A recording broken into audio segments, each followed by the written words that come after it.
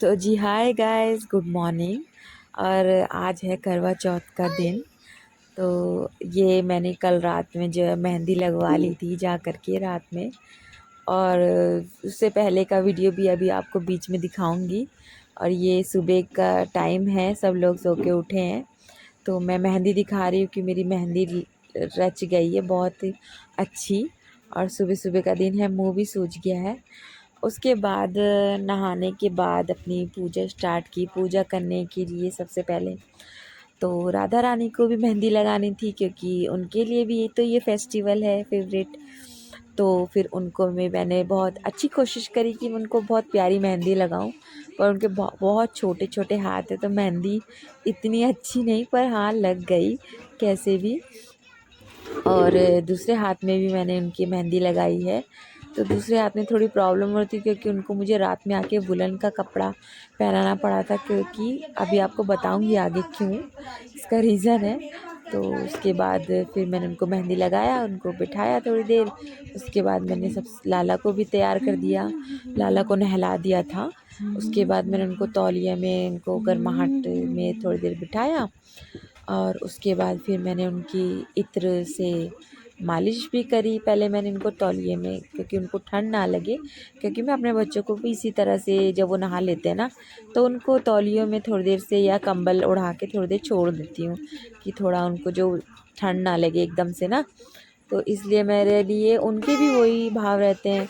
फिर तो थोड़ी देर के बाद मैंने उनको इत्र से उनकी मालिश करी। और थोड़ी थोड़ी मालिश करी, ज़्यादा नहीं, क्योंकि अब सर्दियाँ आ रही है तो मौसम भी ना ठंडा ठंडा हो गया है। तो ज़्यादा देर मालिश नहीं करी, थोड़ी बहुत मालिश करके उनको फिर फटाफट से उनको अच्छे से कपड़े पहना दिए। आज तो खैर राधा रानी का ही दिन है अच्छा सा तैयार होने का।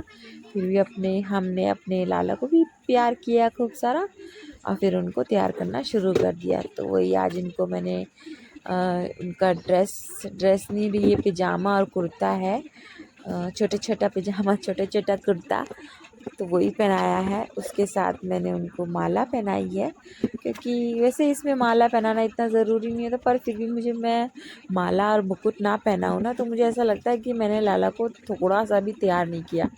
तो इसलिए मैं उनको माला पहना दी और उनकी एक ये छोटी सी पगड़ी पहना दी, जो कि ये बार बार गिराते जा रहे थे कि मुझे नहीं पहनना, मुझे नहीं पहनना। और ये आ गई मेरी राधा रानी, तो इनको तो हम दिखा नहीं सकते स्नान वगैरह तैयार करते हुए। तो इनको जब मैंने तैयार कर लिया कंप्लीट तरीके से, फिर मैंने आपके सामने दिखाया है। और इनको मैंने कोशिश करी है अच्छा सा तैयार कराने की। तो मैंने इनको बिंदी लगाई है, लहंगा पहनाया है, और एक माला एक्स्ट्रा और पहनाने जा रही थी, पर वो अच्छी नहीं लग रही थी तो हटा दिया। और ये महावर लगाया मैंने, उनको हाथ में भी लगाया, मेहंदी में लगा चुकी थी।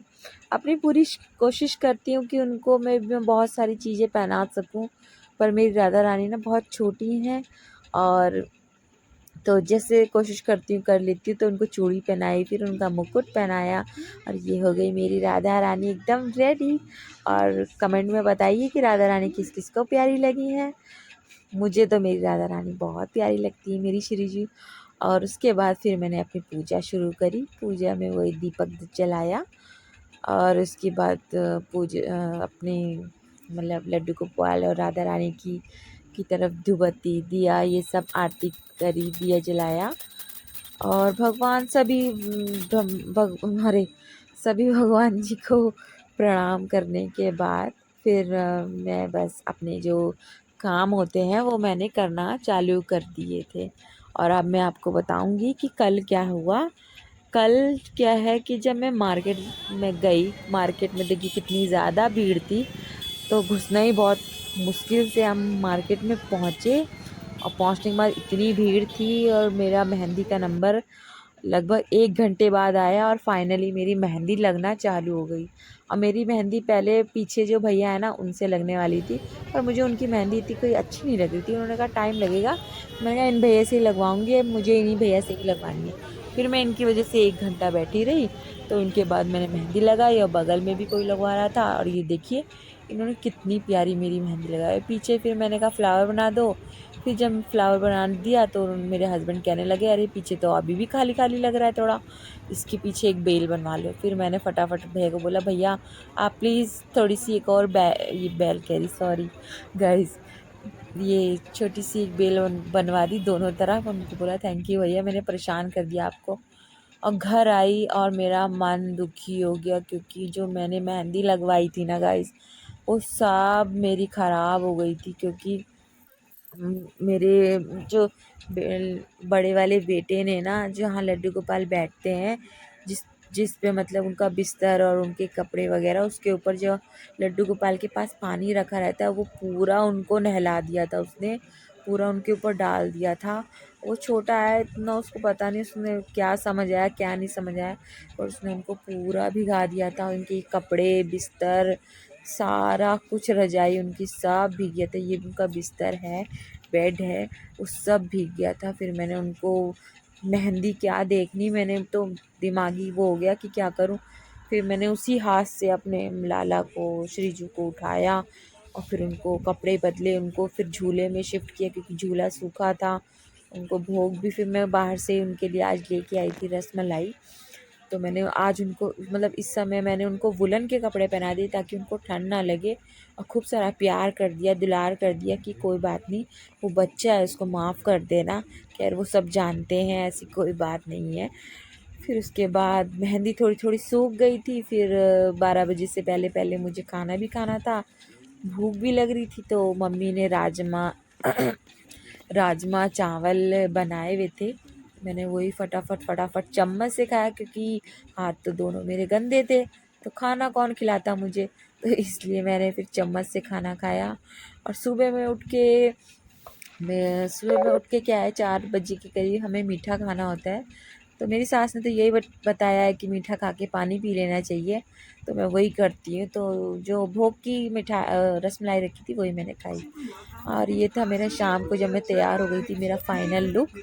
तो मैंने पहनी थी ग्रीन कलर की साड़ी और बहुत अच्छा सा प्यारा सा मेकअप किया था, झुमके पहने थे, ज़्यादा हाई फाई नहीं पर थोड़ा बहुत मेकअप किया।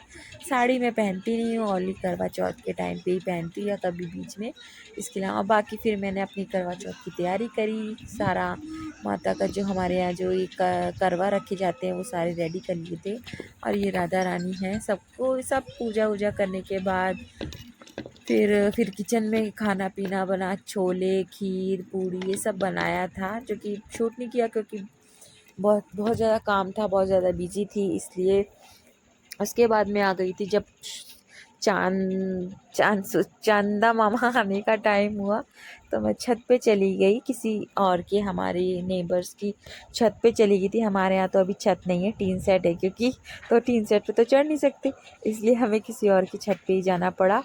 तो फिर सारी वहाँ पर छत पे हमारे यहाँ जिस तरह से करते हैं, यहाँ उत्तराखंड में ऐसे पूजा नहीं करते हैं, ये यूपी साइड में ही ऐसे पूजा होती है। 2 करवा रख के ऐसे ऐसे करके मेरी सास ने बताया था, तो मैं वैसे ही करती हूँ। उसमें फिर चंदा मामा आ गए थे, तो उनकी हमने पूजा करी और फिर अपने पति की भी पूजा करी। उसके बाद फिर हमारे गौरा जी और गणेश जी की पूजा करी। और फिर जो वहाँ करवा हम बनते हैं, दोनों का, एक गौरी जी का करवा होता है, एक हमारा करवा होता है।